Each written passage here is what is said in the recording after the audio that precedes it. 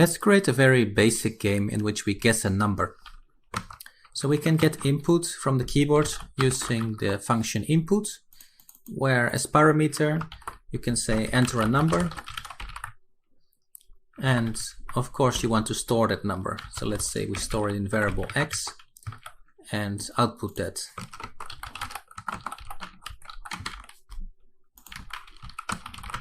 You can run it, and you want to add some space in there, otherwise you're typing right after the text. So now you can guess a number, and it outputs the same number. Now of course we need to have a number to guess, so a random number, which can be a certain value.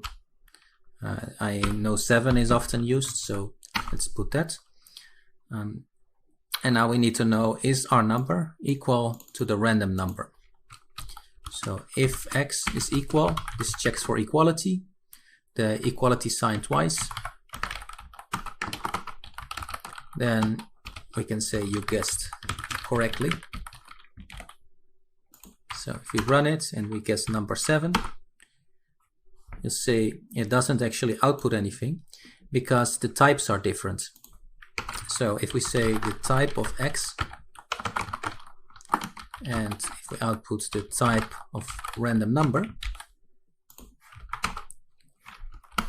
you'll see that one is of the type string, keyboard inputs, and the other is of the type integer or number.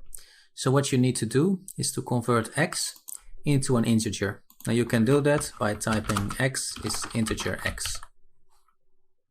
If you do it again, you run the program again, you'll see that the text or string is converted into a number.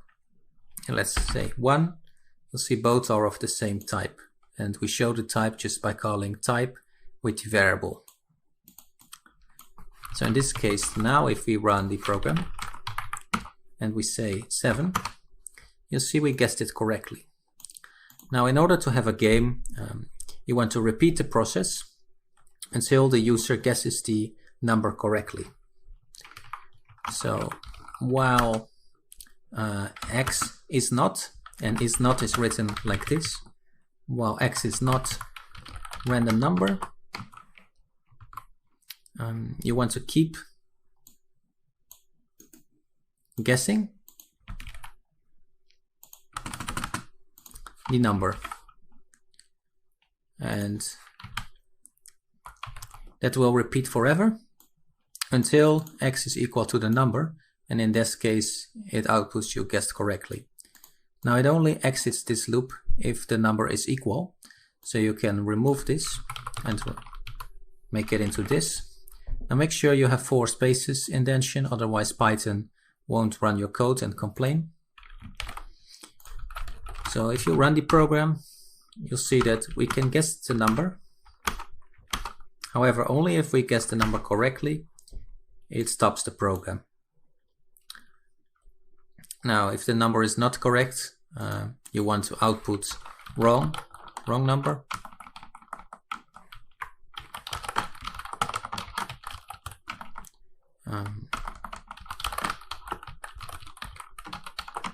And of course, we can remove everything on top here. Now, of course, x needs to be defined.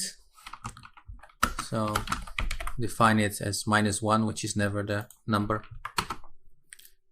So now you can start guessing. And you'll see if we guess it correctly, it exits. However, it immediately tells us the guess is incorrect. And that's because it starts with the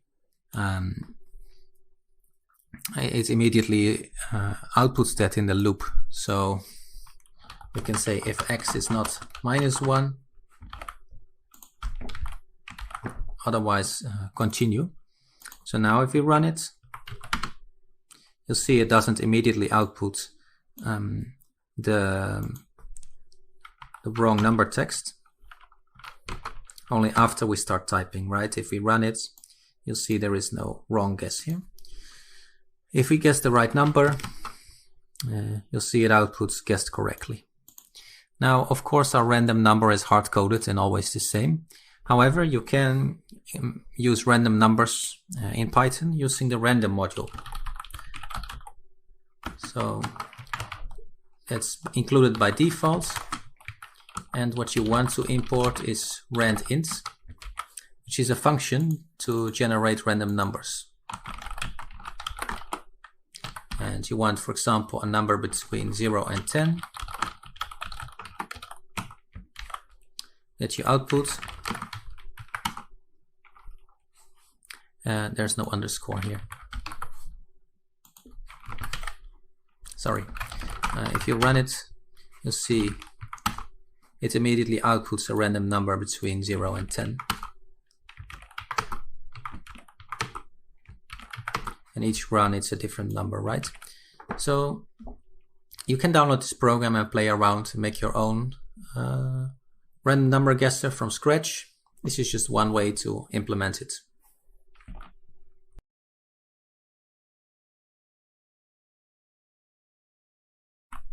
Now another game you can make is a quiz. So we can have a quiz game in which we ask questions. And we can have more than one question.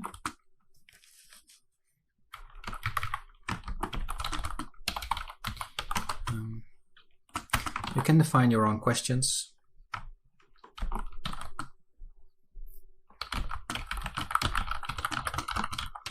Doesn't really matter what questions, just to show the principle.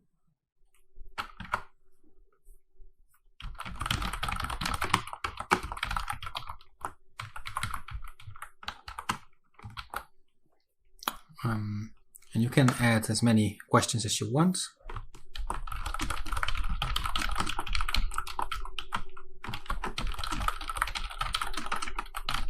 Doesn't really matter which question, right? Because we're just coding a quiz. So how would you ask every question? So for every question in questions, you can ask the question, and the user should be able to answer, right? So we get keyboard input using a function input. And now we can answer every question. But it doesn't matter what we type as answer, right? So we can type the wrong information and it will still go on. So besides the questions, we need to store the answers.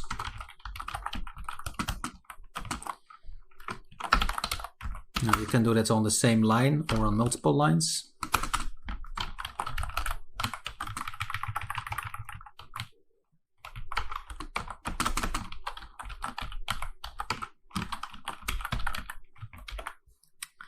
And so now we have both the answers and the questions. Make sure they are in the same order as the questions. And then we can check if the answer is correct. So if answer is equal, this checks for equality, is equal to the question, correct. Otherwise it's not correct. Now if we run the program, we can type answers. In this case, answer is not correct, as you see, and that might have to do with the length of the input. Or actually, no, we don't store the answer. We just get the keyboard input, but we don't store the answer. So make sure to store the keyboard input in the variable of the answer.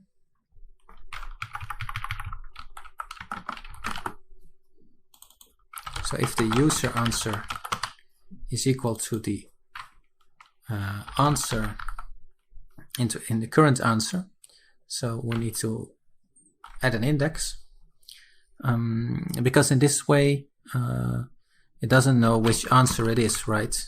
So it can be the first answer, the second answer, the third answer, and the fourth answer. So a better way to do this is to just use an index variable to go both over the question and the answer at the same time. So for e in range 0 to the length of the questions,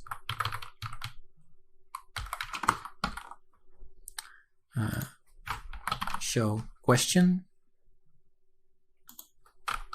And now we can use the index, so answer of the index and question of the index. If we run it, question is not defined, so we have questions. So now if we type the answer, you'll see it's the correct answer. If we type an incorrect answer, it'll tell us incorrect. We can have type the correct answers, and eventually it will finish the game. Now one thing you can do is to keep a score. So say score is 0, and each time the user answers the correct answer, you can increase the score. And of course you want to show the final score. So you can do that like this.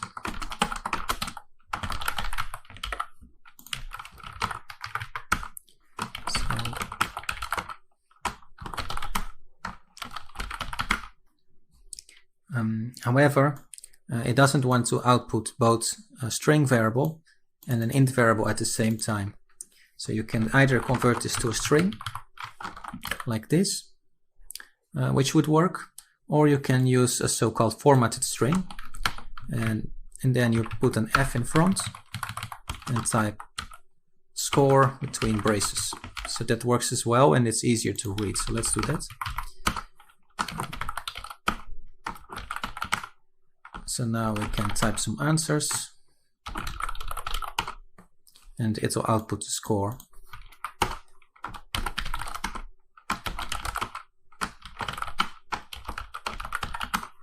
And you see, outputs the score again. So now we made a simple quiz app.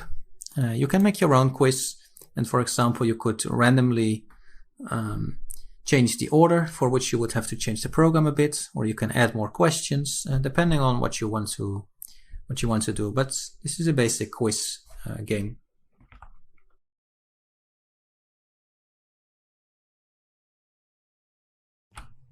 Let's create the game of Hangman. Now in Hangman, you want to guess the letters of a word in order to guess the words. So with Hangman, you always have a word to guess. So you can define any words you'd like.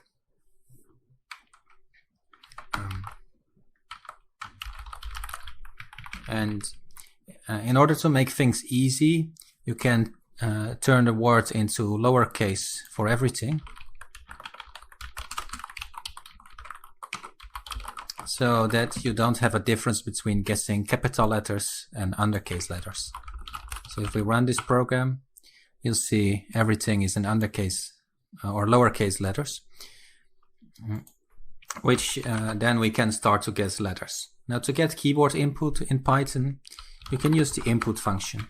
If you have a very old version of Python, like Python 2, you can use the raw input function. However, I recommend going with Python 3 and using the input function because Python 3 is the latest version, and otherwise you're using deprecated software. So as the input function, you can set a parameter, or which is the text that's shown on the screen before the input, before the keyboard input. So if we run it, you'll see some text in the screen before the keyboard input. So whichever you put in your input function. Now in order to store the value of the keyboard, you can say value is input, or whichever variable you want to store. It can also be X or whatever you want to name it. Then you want to know, is the key, so let's call it key, is the key inside the words. So if key is in words, we can say words contains key. Make sure you have 4 spaces in front, otherwise the Python is like not running the code. So this should be 4 spaces and not tabs. Now in the else case, you can say wrong. So now if you run it, it should be in. So if you run it, you can guess a letter, for example O, and it says country contains O. If you press C, you'll see country contains C. However, if we try another letter like Q, it will tell us it's the wrong, it's wrong because Q is not inside the word. So this works. And the idea is, of course, to guess the word and not only guess one letter. So we have to repeat this question until the whole word is guessed. So we can use a while loop. We can't use a for loop because a for loop always have a finite amount of steps. Like for for loop, you have maybe for 1 to 10 or for 1 to hundreds. But in this case, we don't know how long the user is gonna guess. So you want a while loop. So while something, let's say while true, and then you want 4 spaces in front of the code block. So now it would just play the game infinitely, so we can keep guessing letters.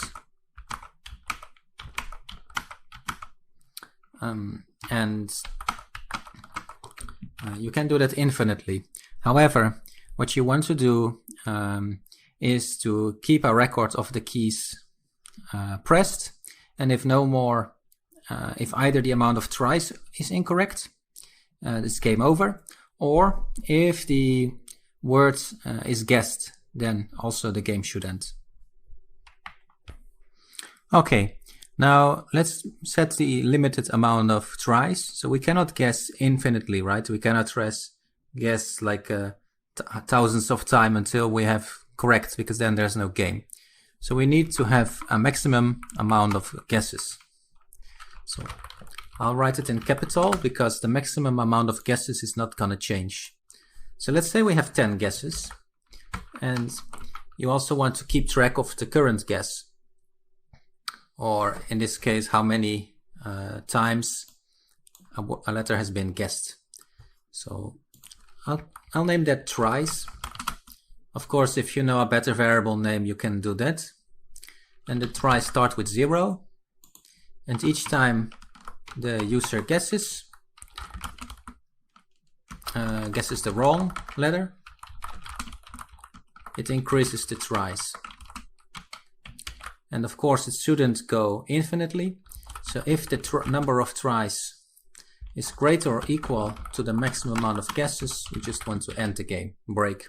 So that would break out of the loop and the game is finished. And you might also want to print you lost. So if we run this, we can start guessing. We can guess the same letter, and at final you'll see it output you lost because the number of tries is greater than the maximum amount of guesses. You don't want to play the game infinitely. The user should have, or the player should be allowed to guess a number of times, but not forever, right? Otherwise there's no game. So there's a maximum amount of guesses. The maximum amount of guesses, or maximum amount of tries. Doesn't really matter what you call the variables, but it should be clear to you what the variable represents. So the maximum number the user can guess a letter. So let's say the maximum is 10, and you want to specify where we are now. So it starts with the 0th try.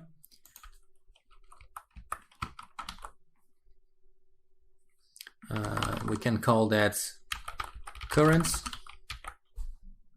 So it starts with 0, and each time the user does a wrong guess, we'll increase that variable. However, we can call it guess.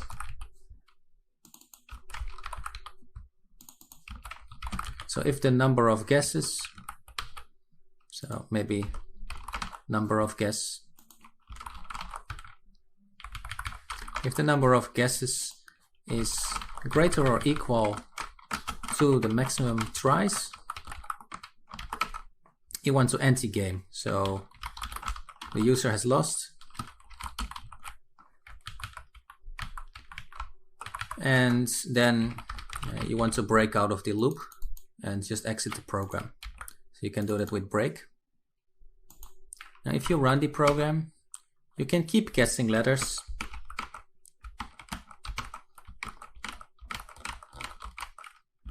And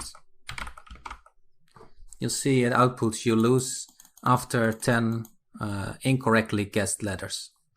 So if you guess the correct letters, that's no problem, right? Then the game should just continue. But if you do a wrong guess, it should output that you lose and quit the game. Now, the next thing to do is now we can lose the game, which is great, but we can never win the game. So this is a game right now where you can never win. And of course, you want to be able to win the game. Next, we should be able to win. Now we can win if we guessed all the letters of the words. And one way to do that is each time we guess the right letter, we can just remove that letter from the words. So we can say words. We replace the letter with nothing. And that way the words become shorter and shorter. So let me run that and you'll see that each time I guess a letter correctly, the word is getting shorter. However, it will also go to -1, right? So we can still not win. But we can say if the length of the words is equal to 0, you win, right? Because you guessed all the letters. So then you break out of the loop. And if we run it, we can guess all the letters and win the game. However, we can also lose the game. So if we just have enough wrong guesses, you see we lose the game. Now, what if you have a word like loop, which has the same letter twice? So if we then run it and let's see if we guess the L, it's 3 letters. If we guess the O, it's only 1 letter because it removes all the O's in the words. So even if we have words with doubles, like the word letter O twice, it still works. We can still win and lose. So we can have a word like, or several words. Well, only one word, otherwise we have to guess the space. So let's say good, and it's the same thing, right? So if we guess the D, it's 2 letters. If we guess the O, we win, because the O is removed from the word, which just happens to appear twice. Or let's say we have good morning as a word, which has the word letter O 3 times. You see that if I guess the O, it immediately has 8 letters. And then, of course, we can start guessing the other letters. And there's only 1 letter left to guess, which was the I, and you'll see I win. Because the letter G also appears twice, so it removed that twice as well. So this is the basic Hangman game. You can download it and play around with it yourself, or you can try to make your own version from scratch.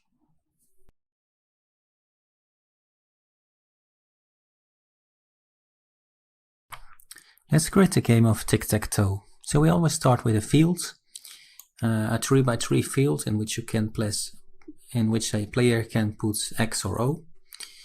Now in this case I've numbered the positions because that's easy with keyboard input to place your position. So let's output the fields. You can do that like this. So that would output the first value. If you run it, you'll see the first value, and we can do that for the whole field.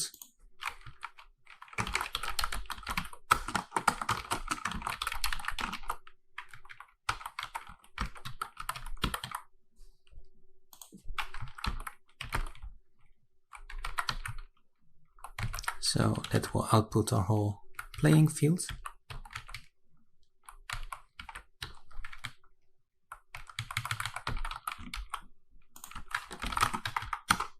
So there we go, we've got our playing field. Then we want to ask the user where it wants to place it, where it wants to check, right? In which position. So where to place, right? So we need to store that position. Now remember that if we ask for input, it outputs of the type string, and we need of the type integer. So convert it to an integer by calling int. Now it asks us where to place it, for example 9. And the next thing to do is to set change the playing field position. So in this case, fields x minus 1, because we start counting from 0, is x. And then we want to draw the playing field again. So we'll be drawing the playing field many times. So why not turn that into a function, right?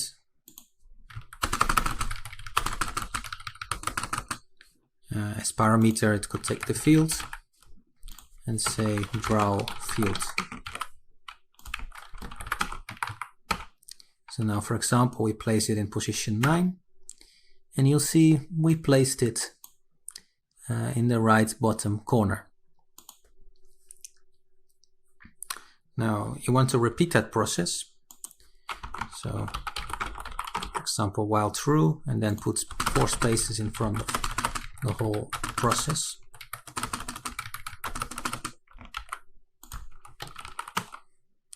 And in order to make it a bit easier to read, we print a new line here. So now if we run it, might want to draw the first field as well. Enlarge it a bit. If we run it, you'll see it asks us where to place it. For example, 1, then in position 2, then in position 5. And you'll see that wherever I answer where to place it, it places it. Now in the game of TicTacToe, there's always 2 players. And in this case, there's only one, which is always pressing the X. So those need to change. So we have 2 players, and so we can have a current player variable. Current player is 1. So if current player is equal to 1, we put that symbol. Otherwise, we put the O symbol.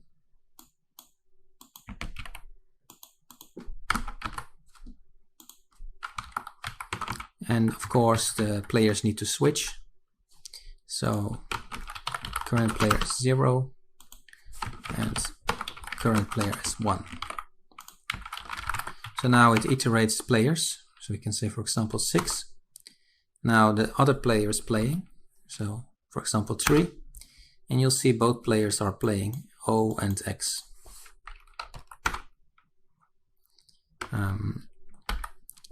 So you see it switches player. And you might also want to output that. So we can use an F string and output the current player.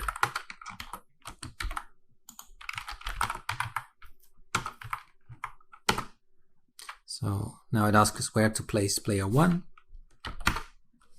and player 0. Where should it place? Player 0 turn again, or sorry, player 1 turn again. Maybe in position 6. And you see that we can now, you might want to output in front.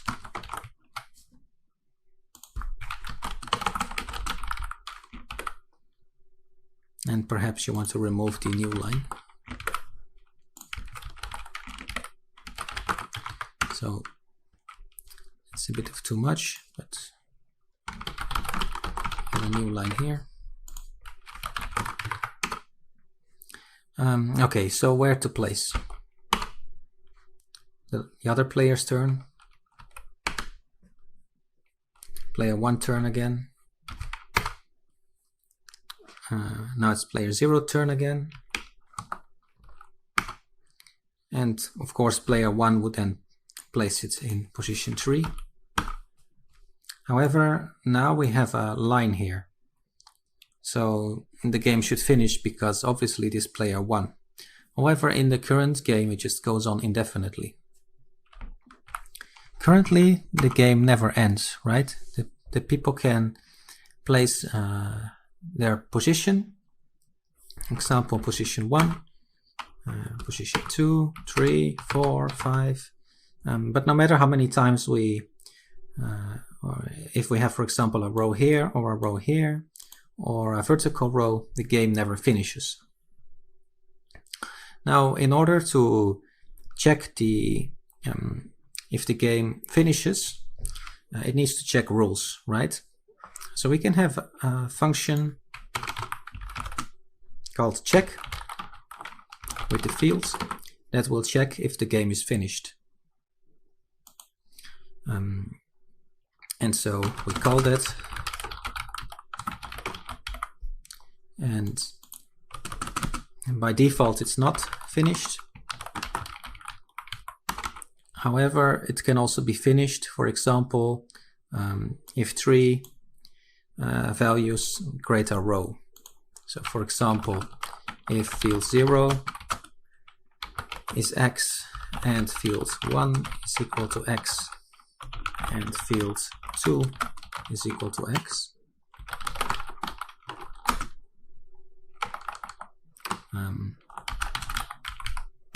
then the game is finished, right? Perhaps you just want to exit when that happens. So if we run the game and we say 1, 2, and 3, you'll see x wins because we have 3 in a row. Now in this case it didn't output the last fields, so you might want to output the game before that happens. So if we run it again, 1, 2, and 3. So we'll have 3 in a row here in our check function, and that's why x wins. Now of course you want that for both players, so and you want that for all rows. So in order to do it for all rows, you can just copy that twice because there are 3 rows, right? And then just increase those numbers. So 3, 4, and 5, as well as 6, 7, and 8. Now, note that we repeat the code a lot, right? So what you might want to do is to have an endgame function where you have that code. If you have a lot of code or repeating code, you want to put that in a function because that makes it easier to comprehend. Just like we did it in our loop here. We switch the player and then we check the rules and draw the board. And you'll see this code is repeated a lot, so that's not what you want. So you can copy this duplicate code into a new function. So that way we can call the function like this.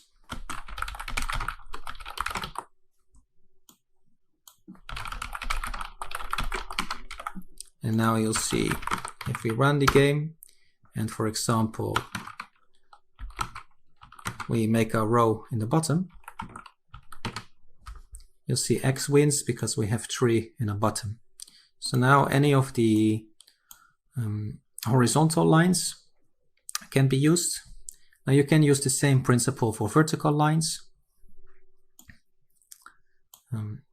So if you copy that, there are 3 vertical lines, right? So the first, second, and third. Now that would be 0 and 3 and 6. As well as 1, 4, and 7.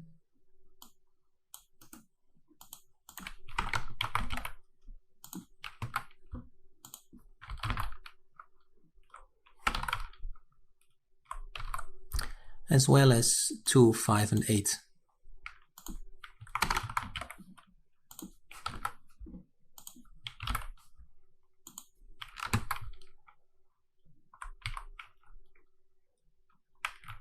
Two, 5, and 8. So that way you can also have vertical lines. Now a diagonal line is also possible. So that would be 0, 4, and 8.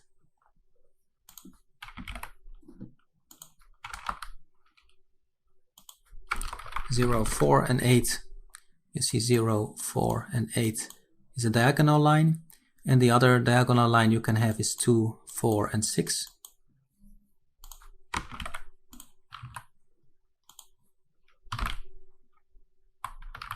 So in that way, there's multiple ways in which player X can win. For example, we can have 1, 4, 7, 4, and 7. You see we have a vertical line here, so X wins.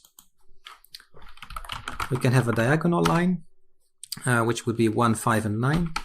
Now note that the other player is also playing, so that's why I'm putting some numbers for player 0. So 1, 5, and 9. You'll see X has a diagonal line. Now this works for the other diagonal line as well. For example, 3, 5, and 7.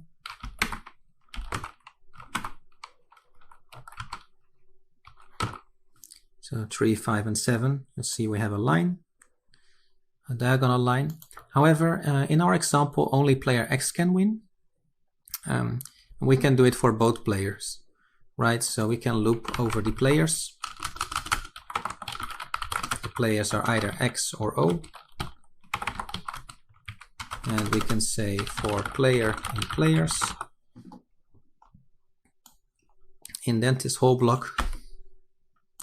And instead of X, we can have player there.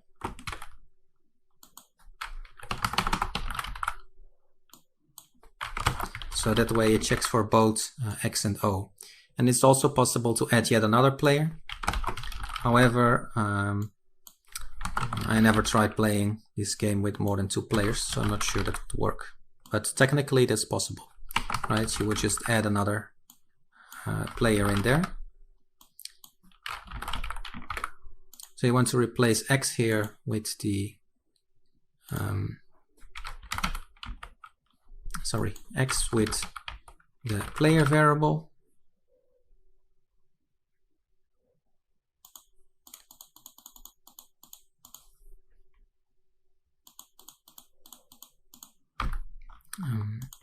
And instead of just end game, it should know which player wins. So that's the player.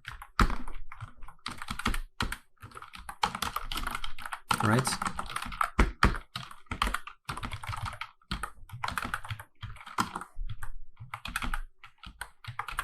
Sorry.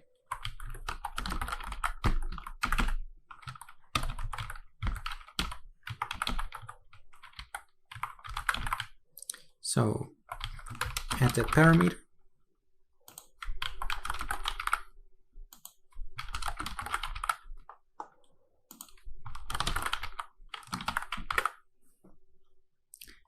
That way, both player A and B can win, or in this case, player X and O.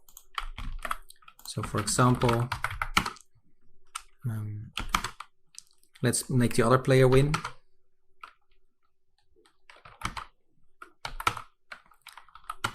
and we create a line here, you'll see O wins. So both player X and O can now win, and we have the basic tic-tac-toe game. You see now X wins, we have a line. And theoretically you can add another player here, and you can clean up the code a bit. For example, now we have all these if statements here. What we can do as well is use OR. So if this, or if that, or if that. So you can say also else if or elif. So that's another way to write the code.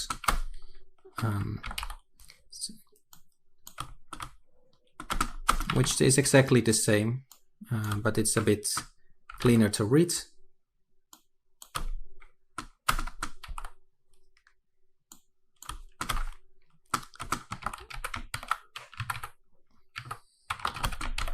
So yeah, we have the tic-tac-toe game. We can run it and play it.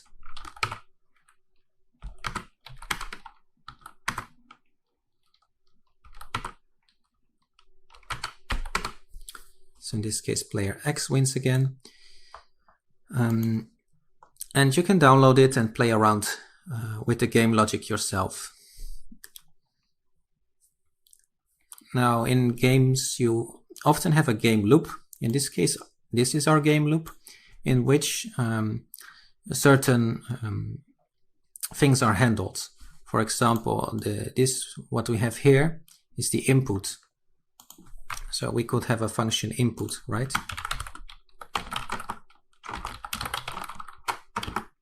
Where we put all that code.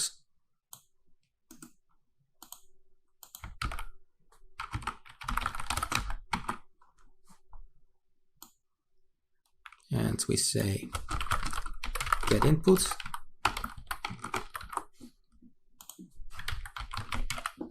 So we get the input.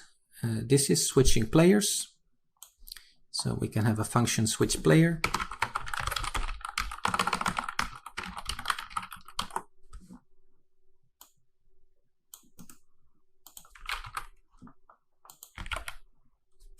So call that as well. So now we have a very small code base or very small game loop, and you always want to keep your code into as much tiny code blocks as possible, or as many small functions, because that makes it much easier to do the programming. If you have very large functions, then it becomes very difficult to comprehend.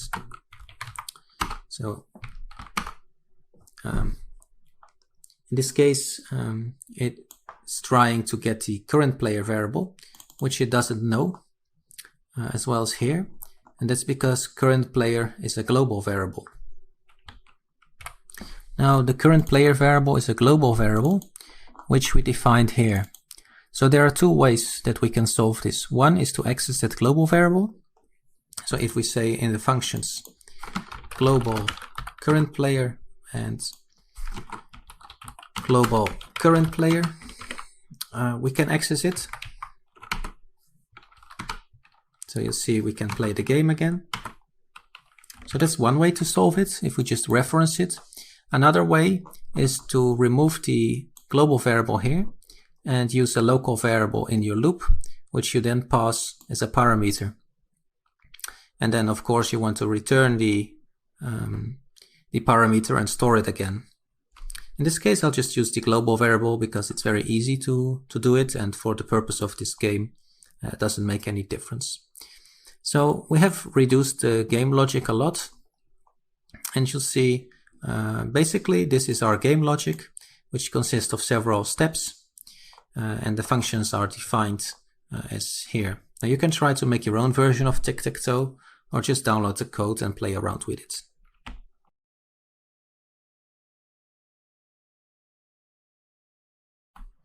Before we made a guessing game in Python, in pure Python. So we can run this game and guess a number, which would just continue until we guess the right number, right? So we guess the number correctly. You can, instead of have a terminal program, have a graphical program. Now, the way to make a graphical program with Python is using a module. There are many different modules you can use. For example, Tkinter. You can use PyGTK, PyQt. You can use a module called Pygame. However, Pygame is more for like arcade games. It doesn't really provide keyboard input and buttons out of the box. But Tkinter can be used, or PyQt, which lets you type text, it lets you click buttons and many more things. So this is a very small program, and you can easily turn that into a Tkinter program.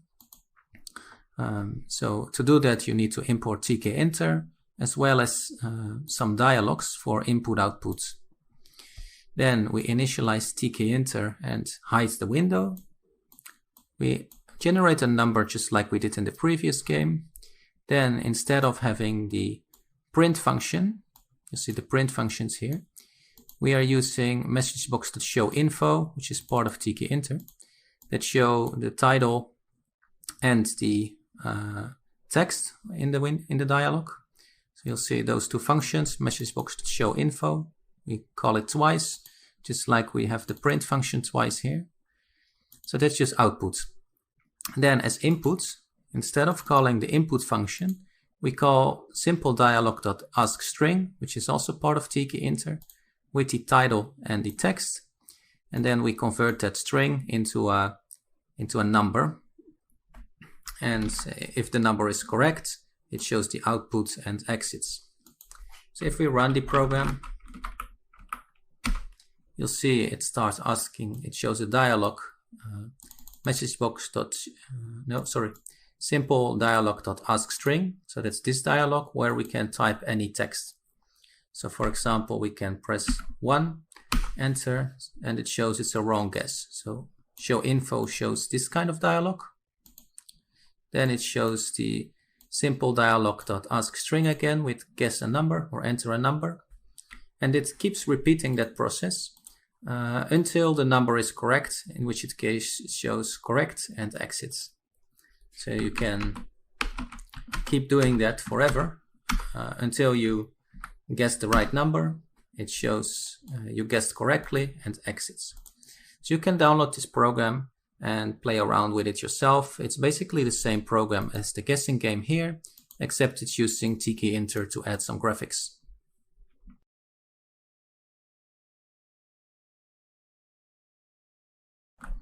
Now remember the quiz game we made? We can,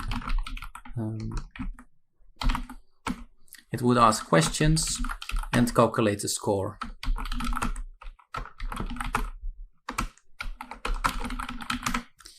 We can turn that into a graphical program as well. It doesn't have to be terminal. And we'll use the same Tkinter module. So we'll load this Tkinter module in our code. Then we want to initialize Tkinter and hide the window, the main window.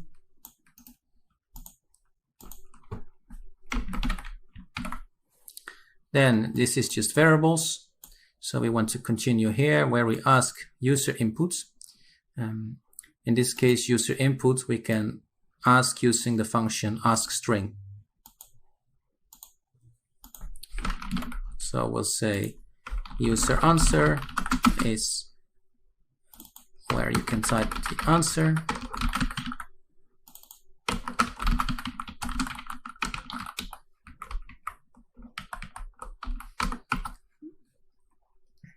And you want to have an answer for your question. So the question needs to be shown as well. You can say, put the question in the title and then have the answer box for answering that. Now we have two possible outputs. Either it's correct or it's incorrect.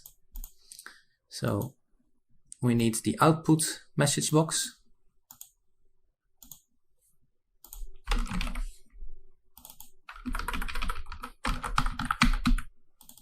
This is the title. And it can also be incorrect or wrong. Now we don't need the print function anymore because we use the showInfo method to show a message box. And at final you can output the score. However, let's run it now and see what it does.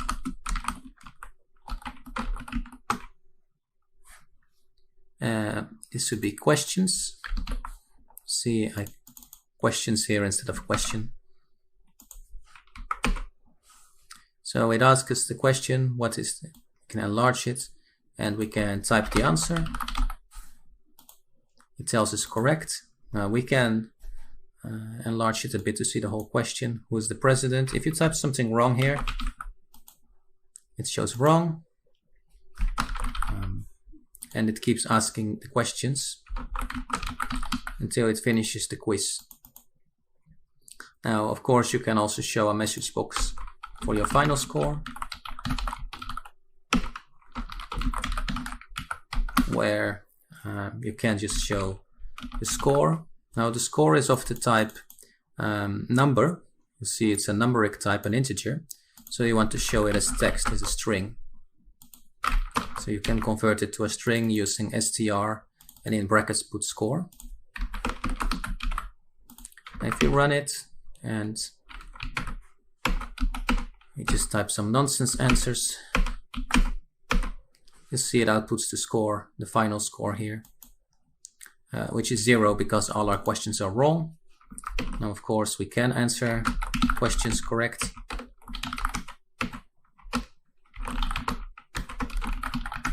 And you'll see now we have a score of 4. We had all questions correct.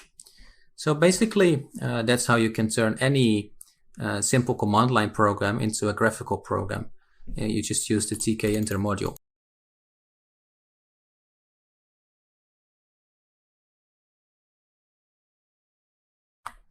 Let's turn Hangman into a graphical program. So in order to make a graphical Hangman, we can use Tkinter again. So we import Tkinter. We want to be able to show output and get a message. And we also want to be able to show an image. Now the images we will use are of course of the game Hangman. So I've attached the images. You can see those are Hangman images that depending on the state of the game, it should show a different image. Now in order to show an image, we initialize a window, main window. We set the title. We set window size and width and height using the function geometry. And then what you want to do is to load an image. Now I have placed the images inside the directory images, which are the same images, these images. You can download those images as attached file. So we load the image from the disk. Then we create a so-called photo image, which can be placed in the Tkinter window using the image that we loaded. Then we attach the image to a label. Now labels are added to a window. And you can place that. So now if you run the program, you see it shows the image. Now the next thing to do is of course to ask a question, because now it still asks that question in the terminal. And we don't need to ask in a terminal, we want a graphical window that asks us what is the next letter. So let's make it ask the question graphically. So we can use that simple dialog.askString to ask a letter or a question.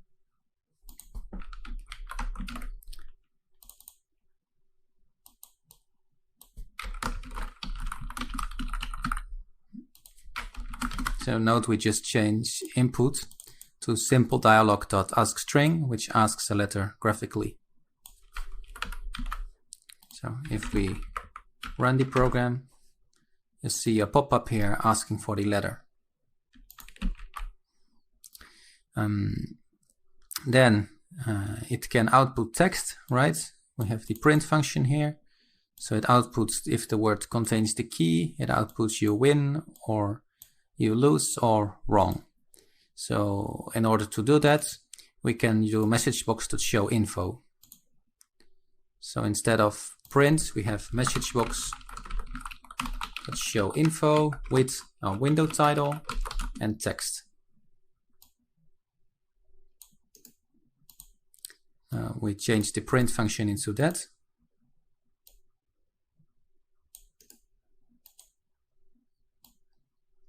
So then we have graphical input and output. If I run it, you see we can guess a letter. Example A, it shows wrong. B, depending on the words, if we press G, it just happens, it shows the letter. Now, of course, in the game of Hangman, you don't want to actually show the words when you're playing the game. That would be very silly. So you can change that. Instead of saying word contains, literally you can just say word contains letter, so with a quote around it. That way it won't show the word when you're playing. If we run it again, we can guess a letter, for example A, which is not in the word. If we press G, we know the word is good morning, so now it just says word contains G, which is what you want, right? You don't want to show the actual word, but just word contains the letter. And the game continues, so you can play the game. However, the picture stays the same. So the next step is to show the change of the picture. So instead of one image, you want an image list, a list of images, where we add every image to that list. So in this case, we have 8 images, or 7 images. So we can say for I in range 0 to 7, image list, we add it to the list, image.open images/hangman 0 with the number, and it's a PNG file. So we reference the image list here, first one, and if you run it, you'll see there is no image 0, 0, so we need to start counting from 1 until image 8.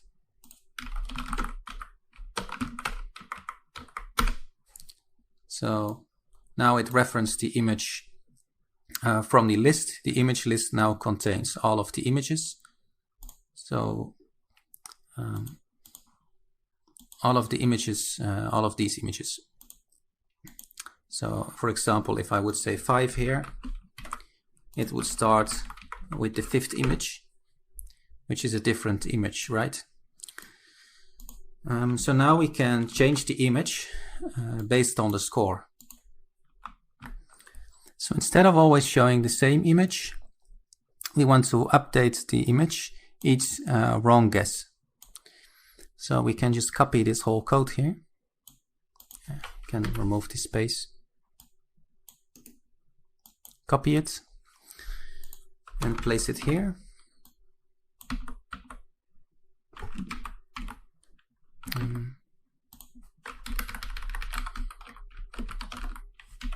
And now instead of referencing the first item in the image list, we want to reference the number of guessed or the wrong guesses. So change that into no guess. And then you'll see the image updates if a wrong guess is made. So we can guess a wrong letter, for example Q, and you'll see the picture updates. If we do the same wrong guess, it continues. However, we cannot display more images than exist, right? So we only load about 7 images, and if the if we do again, you'll see we get a buffer overflow. So you'll notice that the max tries, this error happens because we are trying to load an image which doesn't exist. So the number of max tries can never be more than the number of loaded images. In this case we have 10 maximum tries, but the number of images is 7. So we need to change this to 7 because we can never display more images than we have here. Right, because the number of guesses increase and max tries was 10, there is no 10th image. So max tries needs to be 7, which is the number of images. If we run the program again, we can do the guesses. Or in this case, we're doing wrong guesses.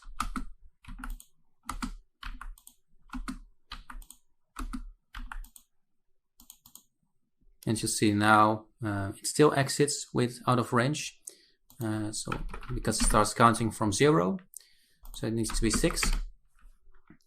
And do it again.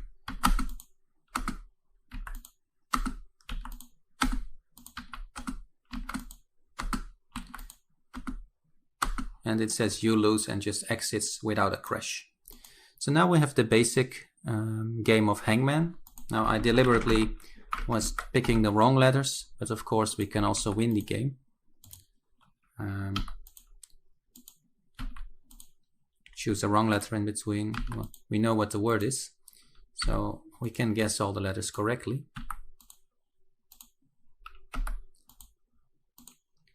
And actually, I think I should have all the letters now. So we can win the game as well as lose right now. So we have a playable Hangman game.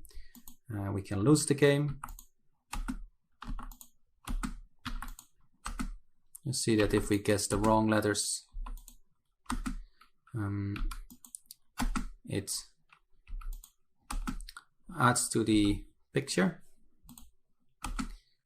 So we can win and lose the game. So we turned this whole game into a graphical game. You can play around with it, run it yourself, or try to do it yourself with the basic Hangman game and try to turn it into a graphical Hangman game using the Tkinter module. So depending on what you prefer, it's a good exercise to try to turn the terminal or the console version into a graphical version with Tkinter. I've attached the images as well as the code, so you can use that as reference.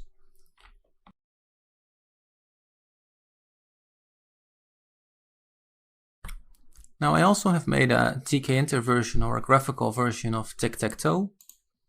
So remember we made TicTacToe game before.